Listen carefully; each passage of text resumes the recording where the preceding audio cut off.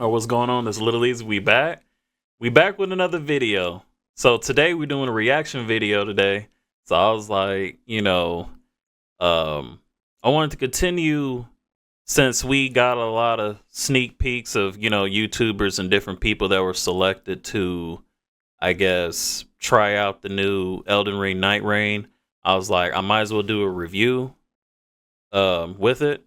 And I was like, shoot, let's do it together, because I have no idea. I looked at the trailer and I posted that of the release date in the first trailer that had dropped, but I haven't done anything as far as like any YouTubers that were selected. I never, clicked on any videos because I wanted it as content. So we're gonna look and see, because I'm really curious. I looked at the different gameplay. I guess since this is the most popular one with Iron Pineapple, I guess I'm gonna put his link in the description, but I guess we can look at this together.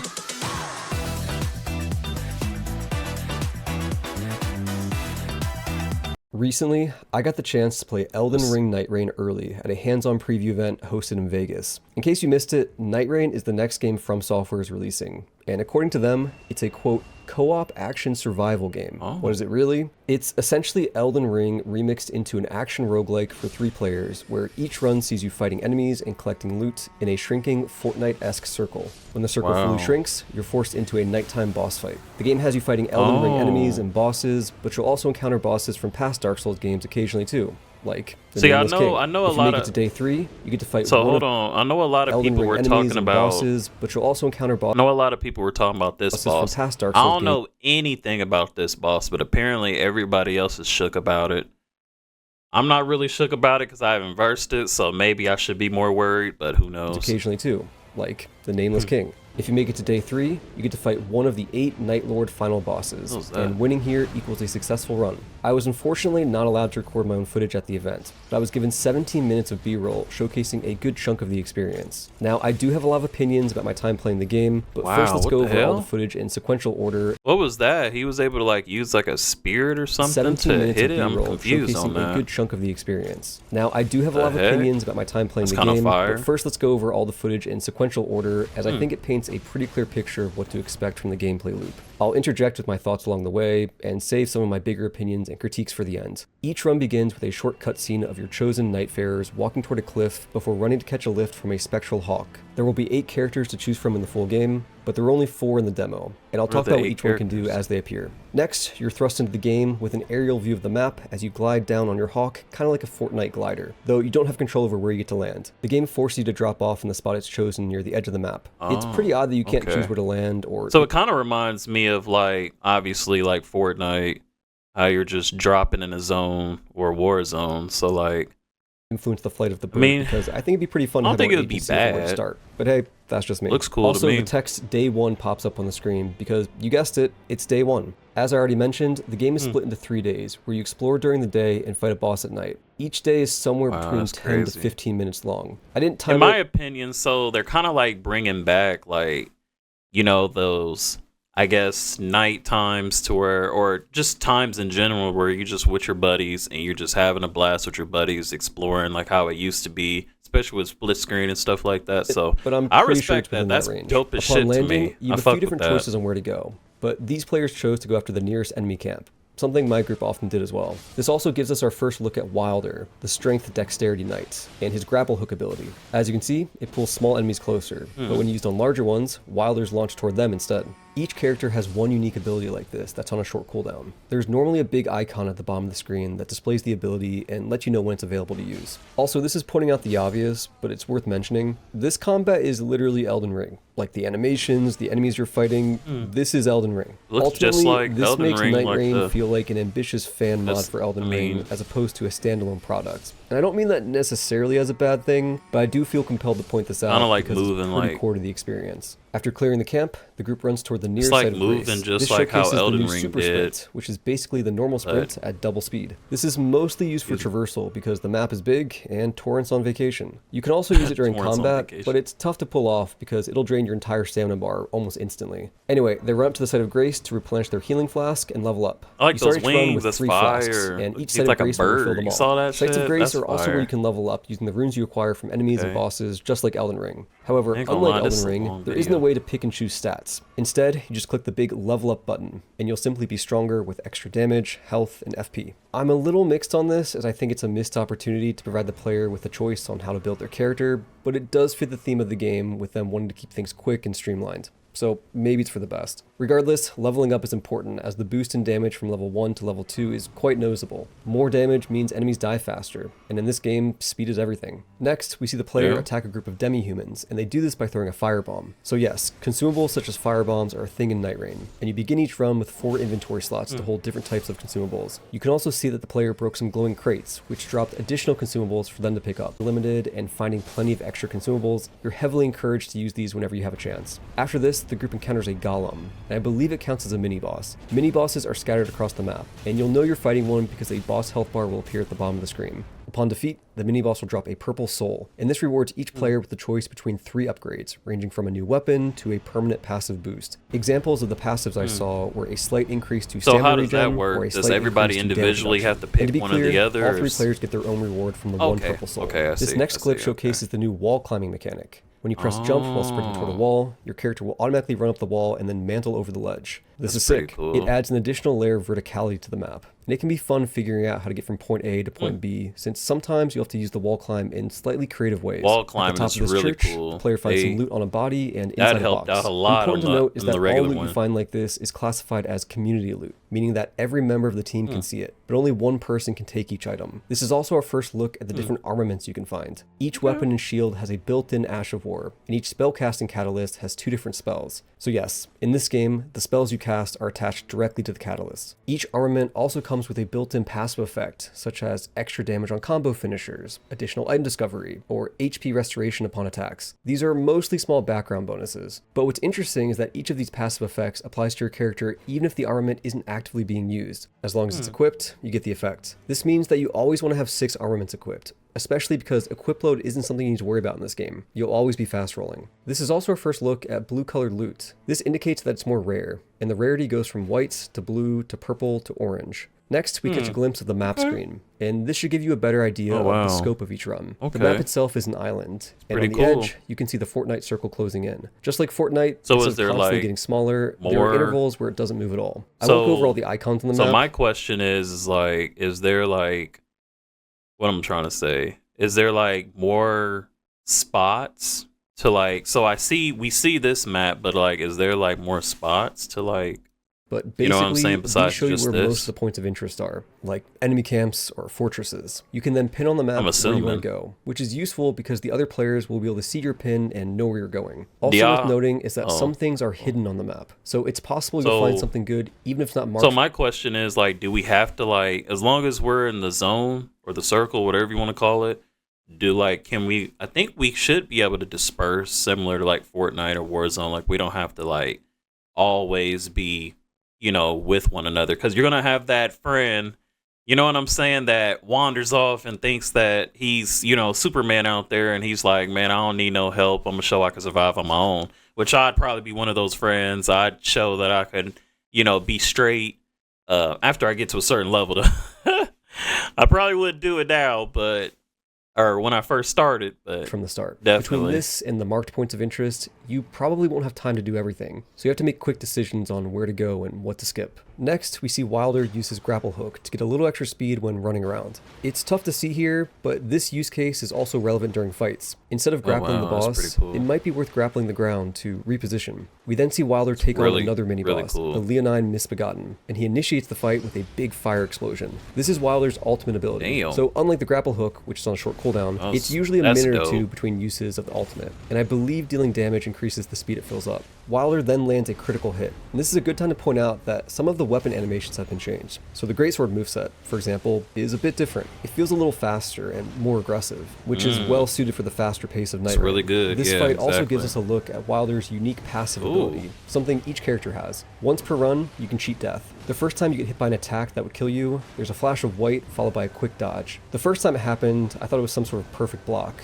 but no, it's Wilder surviving an attack he shouldn't have. Finally, Wilder's group shows up. But, oh no, one of his teammates goes down. So in Nightreign, instead of dying immediately, you enter a down state where you can crawl around. Not to keep bringing up Fortnite, but it's like Fortnite. However, unlike Fortnite, to revive your teammate, you actually want to attack them. After dealing enough damage, they pop right back up. The HUD for reviving looks something like this in-game. Interesting. A ring split That's into two equal different. sections above your ally's head. This ring represents how much damage you need to deal to bring your friend back. The first time they go down, only one section needs to be depleted, but each subsequent death adds another section, so it gets tougher and tougher to keep reviving. I think this may reset if you don't get down for a while though. You have 15 seconds to get revived, and if your friends fail to get you, you'll lose a level and respawn at the last set of grace you touched. This won't end a run, but it's still a pretty brutal punishment given how important levels are. Next, we have some footage of another Nightfarer, the Guardian. This bird person is the tank of the cast, with the most HP and a more defensive playstyle. I hate it Their versus active these, ability man. is a whirlwind that knocks small enemies up and staggers big enemies. They also have a special defensive stance they can enter, which seems to significantly decrease the stamina you lose when blocking attacks. Hate it versus this stance those things. is their So unique passive disgusting, trait, bro. though, and not an ability on cooldown, so you can use it whenever you want. Most importantly, though, they have a sick-ass dive bomb ultimate that lets them crash down for massive damage. This also showcases one of the best things about the revive mechanic. You can simultaneously hit enemies while reviving your teammates, and the dive bomb is probably the best example of why that's useful. They don't show it here, but if you keep holding down the ultimate button after landing your dive bomb, you remain crouched down with your weapon in the ground, and this provides a defensive buff to yourself and nearby allies for up to 10 seconds if you keep holding it. I also think you're immune to staggers and take heavily reduced damage while holding this stance. The next clip shows off the Fortnite circle. It takes the form of a blue ring of fire. If you find yourself outside the circle, you slowly take damage over time. Believe it or not, as much as everyone, myself included, keeps joking about the Fortnite comparisons, I think the time pressure this circle adds is one of the more compelling parts of the gameplay loop. Basically, it encourages you to play efficiently. You don't just want to clear the camp full of enemies, you want to do it fast. And then it makes the moments in between fights interesting too, because you gotta make quick decisions on where to go and how to get there. This is fun, and pretty distinct from playing Elden Ring. Speaking of how to get places, one way to do that is by making use of slipstreams. These function pretty much identically to Spirit Springs in Elden Ring, and they allow you to super jump into the air. These were fun in Elden Ring, and they're still fun here. Do it without the it's horse. cool how you can sometimes use them to reach the top of structures they might not have been intended for. Up ahead, the group finds a Church of America. And if you collect the item inside, it upgrades the maximum usage of your healing flask by 1. Every church like this will have this upgrade, so you can always plan ahead and stop at 1. Next, the group finds a scarab to kill. This is an example of one of the many useful things you can find that might not be marked on the map. These guys always drop a talisman you can equip, and these talismans seem to function identically to how they do in Elden Ring. The passive boost they give can sometimes be substantial. We then have some more camp clearing gameplay, though these enemies are tougher than the ones at the start. This clip also gives us a better look at the Guardian's whirlwind move and how it can knock enemies up. Pretty cool. One significant change from Elden Ring is how enemies no longer get periods of invincibility when knocked down, and this is especially useful for moves like the whirlwind attack if your teammates follow up. Also, notice how the magic swords of Carrion Phalanx appear over Wilder's head without him casting a spell. I believe this is an example of a passive upgrade he got from a mini boss. I remember that every 30 seconds I remember he was so strong in the beginning, like, next to me another anyway. grapple shot clip. I can fuck him up now. It can be used to break the guard of I ain't an gonna enemy lie, using a shield. really like the group that. then finds an underground passage leading to fire. a treasure room, and this gives us another look at the loot system. Once again, Get this is over here. community loot, and the players must share. You can also see that there are level requirements attached to weapons. Blue is level 3, purple is level 9, and orange is level 12. Remember, there aren't stat requirements like Elden Ring, and you just have one overall level. If you find a spectral tree, you can summon a spectral hawk to carry you across the map. These follow set paths, and the little floating spirits show you the general direction it'll take you. You can also see the path it'll take you on the map screen. What's cool about these spectral hawks, as opposed to the ones at the start of the match, is that you're given a little control in steering them, and when you want to land, you have more freedom on where exactly you want to touch down. This is also our first look at the third character, the Duchess. She's basically the nimble rogue archetype of the group. The players also find a treasure map on a desk in this fort, and this reveals the locations of more points of interest on the map. Also, this location is literally fort height from Elden Ring, like 1-to-1 copy-paste. Not every location is like this, but some of them are, and it's incredibly trippy seeing iconic areas like the Gatefront ruins dropped into this remixed version of That's what I was thinking. I was like, certain areas this is another example of ripping things straight off Elden Ring, and it plays a big role in this feeling like a well-made fan mod as opposed to a standalone game. Day 2 begins, and you get to continue exploring the map to get stronger before Night 2. Worth noting is that enemies and bosses defeated during Day 1 don't respawn, so it's a good idea to keep track of where you've already been. Okay, so yeah, the gameplay loop you've seen repeats for Day 2, and if you survive the Night 2 boss, you're immediately taken to the Night Lord on Day 3. As such, Day 3 consists of just this boss fight with no exploration phase. You progress to Day 3 by walking along a pathway to a door that reminds me a lot of the area and door at the end of Shadow of the Erdtree. The Night Lord of the demo is Gladius, a three-headed dog monster that swings around a giant sword on a chain. This guy is no joke. Damn. Also, for those of you who haven't played all the Soulsborne games, this is in fact the first boss that's completely unique to Nightreign, and I suspect the other Night Lords. That's what I want to see, the unique ones. This guy also has a pretty devastating grab attack, so I recommend not getting hit by it. Christ. During the fight, one of Wilder's teammates goes down, and here they showcase the ability to revive teammates with ranged weapons like bows. This is surprisingly useful, and it might be worth holding on to a ranged weapon just for situations like this. That is so cool. Speaking of ranged weapons, you don't have to worry about ammo in this game. It's unlimited. Around the halfway point, the boss explodes into 3 fireballs and then reforms as 3 separate dogs. This is probably the toughest part of the fight, and I think the best strategy is to try to take on each of them one by one. But when I talked to Vadi after the event, he told me he just ran away until they reformed into one body. So that might be an even better strategy if it's boring. Either way, this is Nightraign's best example so far of a boss designed for 3 people, and I hope the rest of the Night Lords have similar co-op mechanics. That boss is designed for and then 3 people. That's the end of the run. Okay, I'll try to fight it by myself. I think I could do it, but that looks tough, that I think are worth mentioning. First, you can find spectral merchants across the map. Merchants sell a variety of consumables and weapons, but given how important leveling is, we often didn't have enough runes to spare. Like, for example, they would sometimes sell a legendary weapon for 40,000 runes. Legendary? Which, for this game, is quite a bit. They also seem to always sell a pouch that gives you 1 extra consumable slot for the rest of the run. Next to each merchant is an anvil, which you can use to upgrade your weapons. To upgrade a weapon, you need to find a smithing stone of the corresponding rarity, and then upon using it, it levels up your weapon to the next tier. So for example, a blue weapon would turn into a purple weapon. This also means that it's technically possible to level up a white weapon all the way to orange. I don't think the weapon itself changes during this upgrade process, aside from just getting extra damage. Also worth noting is that non-combat consumables like smithing stones or stone sword keys take up inventory space, so they might get in the way of all those fire bombs you want to carry. When exploring, you can find plants like rowa fruit scattered around sometimes. In Elden Ring, this is a crafting material, but that's not a thing in Nightreign, so instead they just restore a bit of health right when you pick them up. There are similar blue plants that restore FP too. I like the running. There are also mage towers, just like Elden Ring. You know the ones with the little puzzles where you gotta find the spectral turtles? Those are here too. Though when we found one, we kind of just hit the statue at the front and it opened up immediately. So it's unclear to me if there's more to unlocking them in the full game. But yeah, they have loot inside. Another thing you can sometimes find is a glowing red body on the ground, which is the location that someone else failed to run. If you interact with the body, some loot pops out, and I assume it corresponds with whatever weapons they had at the time they died. Sometimes you'll come across weird hazards during your runs. One time, my group found a big purple bubble floating across the sky. When we approached it, a swarm of giant ants poured out. I don't totally remember how this played out, but I think we got a mini boss reward after defeating them. You can also get invaded by bosses sometimes. This sadly didn't happen to my group, but I was talking with the others who had Margit invade them out of nowhere. What's cool about this is that can happen at inconvenient times, like when you're fighting a big group of enemies or another boss. He can get this Do you deal with it? Do you run away? Do you reposition to a better location? All of these are interesting questions that result in some fun emergent gameplay. Stuff like this has the potential to be the defining moment of a run, where things go off the rails in a fun and memorable way. I cannot wait This is one of my favorite features in the whole game. I could be wrong, but I don't think there's a maximum range for receiving runes from killed enemies. You can see an example of this in the first clip of the Duchess, where she receives runes from her teammates killing enemies all the way over at the fort. This is interesting to me because it leaves the door open for strategies where you might want to split up. Like, that's what I was thinking. I'm like, you might want to split up. That's what I was thinking. Might be faster than doing it together. However, one reason not to do this is because of how shared rewards for mini bosses work. Killing a mini boss gives each player their own reward, but only if they approach the purple soul that it leaves behind. We also found a reinforced chest, which functioned in a similar way and let each player claim a reward from it separately. Another tip, normally when you get downed, your teammates only have 15 seconds to revive you, but this timer is removed during the main nighttime boss fights. Along with this, in case it wasn't obvious, if everyone dies here, the run is over as opposed to simply losing a level. Let's go over some details from the hub area too. Just like Elden Ring, the round table hold is the hub. To begin a run, you approach the table and select the Night Lord you want to hunt. That's really cool. It's vaguely similar to selecting a monster to hunt in Monster Hunter. The game then immediately puts you into matchmaking to find a group to play with. But you can also use passwords just like my question is, if you pick a certain class, do you have to stick with that class? Or can you, you know what I'm saying, change it? You know what I'm saying?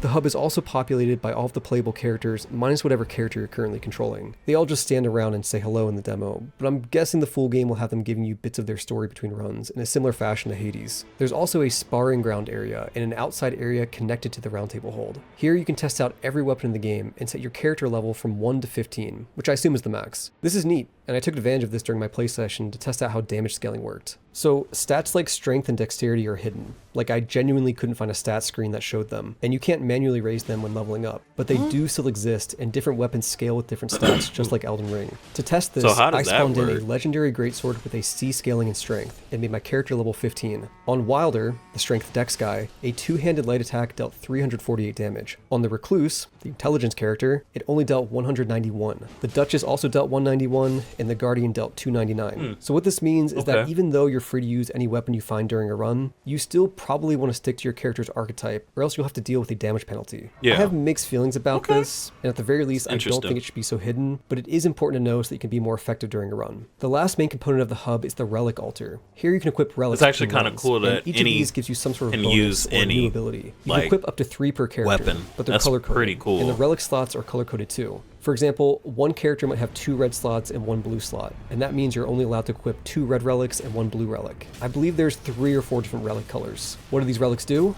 Well, a lot of them are sort of boring stat bonuses, like +4 strength or extra damage with X weapon. But a few of them are actually interesting, as they can change up how you play. My favorite was the relic that enables group healing whenever you drink from your flask. This is straight out of the Elden Ring Reforged mod I played last year. I loved it then, and I love it now because it adds another layer of interactivity and synergy between players, where you're paying attention to their positioning and their health in a way that you might not have otherwise. Another fun one that's kind of similar was a relic that gave the effects of consumables you use to all nearby allies. One clutch use of this was using a gold pickled foul foot right before we killed the boss, so that all 3 of us got extra runes. Some relics are character specific, such as the one that gives Wilder a combo attack he can use after his grapple shot that also sets his weapon on fire. Big fan of that one too. So yeah, I only got to see a few relics, but if the full game includes more of these impactful and gameplay defining cool ones, and less of the +7% to fingernail growth rate ones, I'm on board. That's about all I found in the hub, but I believe they gave hints that there would be more NPCs in the full game, such as a shop where you can buy and sell relics using a special currency earned after each run. And they also said something about being able to unlock skins for each character, which I assume are just cosmetic. The other concern I have is just the variety in builds between runs. Due to the nature of most upgrades being small passive boosts, the way you start and end each run might be a little too similar. To put it another way, you know how in a game like Hades you get multiple gameplay defining upgrades that massively shift your build or playstyle?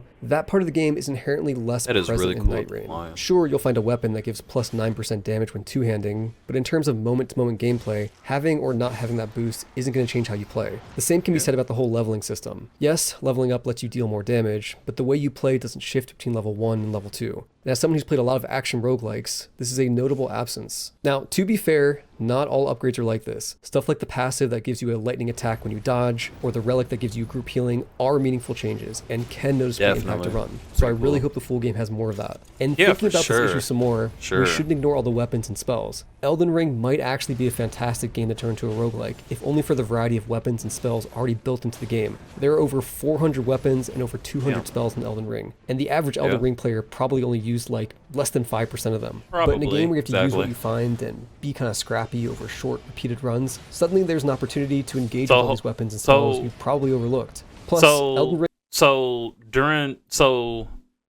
like, when you find certain spells or certain weapons, do you keep those, or do you keep them?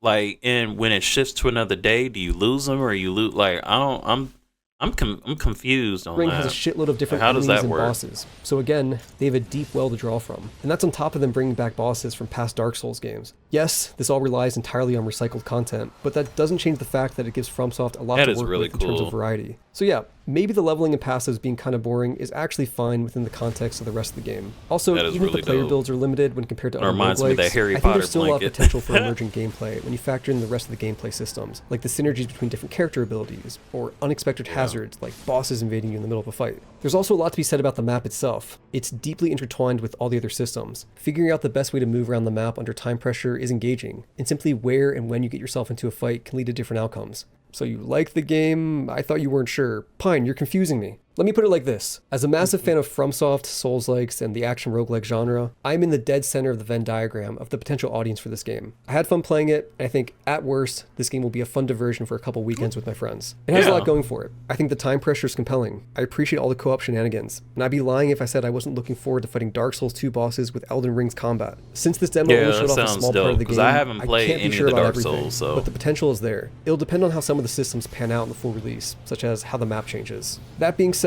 everyone doesn't share my taste. That's what I'm mainly curious about. More niche than Elden is the Ring. map I changing? think people who aren't already fans of action roguelikes might not like it at all. On top of that, I do understand the cynicism toward the amount of recycled content a game like this has. So if that's off-putting to you, I get wanting to pass on this one. Truly. I'm not going to die on any hills defending FromSoft. I think it's reasonable to be skeptical. The game comes out on May 30th, and it'll be $40 at launch. It's also going to launch with a $55 deluxe edition that'll come with DLC containing new playable characters, new bosses, and new map biomes. The DLC itself won't be available day one, but I think selling DLC at launch is something FromSoft hasn't done before. And while I don't personally have an issue with it, I do understand people who do. And I don't think it's a great look for FromSoft when they already have so much cynicism and distrust surrounding the game. I strongly suspect this will be a source of controversy. So yeah, Nightreign. It's a weird game, and I don't know how the general public is going to react to it. If I had to guess, I'd say it'll be reasonably well liked, but it's probably not going to blow anyone's mind. Like I said, though, I think the worst case is I get to have fun with my friends for a couple It'll weekends. be refreshing. So I'm looking forward to very even refreshing. You know what I'm saying? Full game surprise me in ways I won't see coming. I also think that this is the type of game that's going to be way more fun with a group of friends rather than two random people you find in matchmaking. Yeah, so I suspect that'll play people's enjoyment as well. At the very least, I think it's one to keep an eye on, and I'm extremely curious about people who never tried Elden Ring having this be their first exposure to the franchise. That would be cool too. The concept of that is hilarious to me.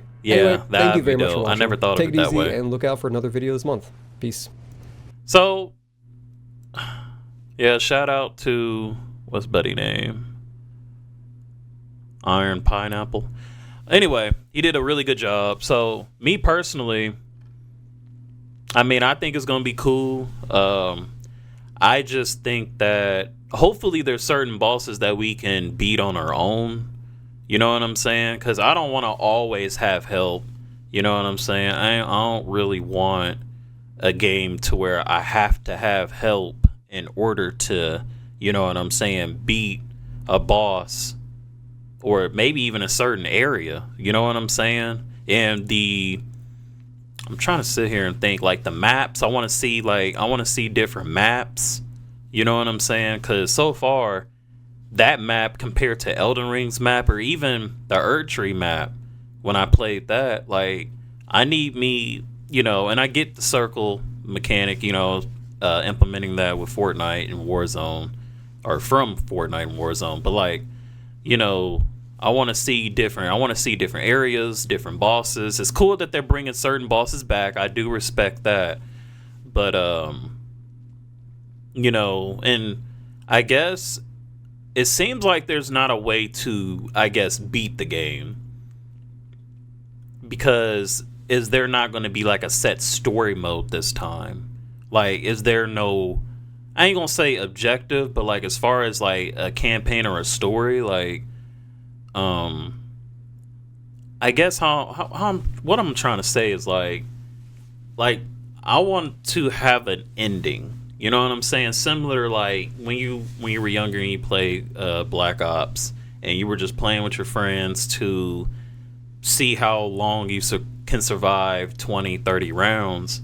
Is there an actual way to have like an ending, or like does it just constantly day 1, day 2, day 3, and then it recycles and goes back? It's just an endless cycle, similar to like how Black Ops is. I don't know, but I'm a very optimistic person, just like he is. I think it has a lot of potential. I'm not a really like, I guess, a negative person about it. I mean, there's nothing wrong with different, but I already pre-ordered it already. I just pre-ordered it today, actually. So I can't wait to see it, to get it, and play it. And I will be having a full playthrough, definitely. I'm doing a free playthrough now on Elden Ring. I've already played through Elden Ring, but I've never played through it on my channel, so I'm playing through it again, trying to make it a little bit more difficult, using like graveyard scythes or, you know, some weapons that aren't as common. But anywho, And then I'm gonna play through the Erd Tree as well before this game comes out, and play other games, of course. But I'm just trying to occupy my time before this game comes out because I know it's gonna be very popular. But I appreciate the people that clicked, appreciate the people that stuck around towards the end. Make sure you like, comment, subscribe, and I'll catch y'all on the next one.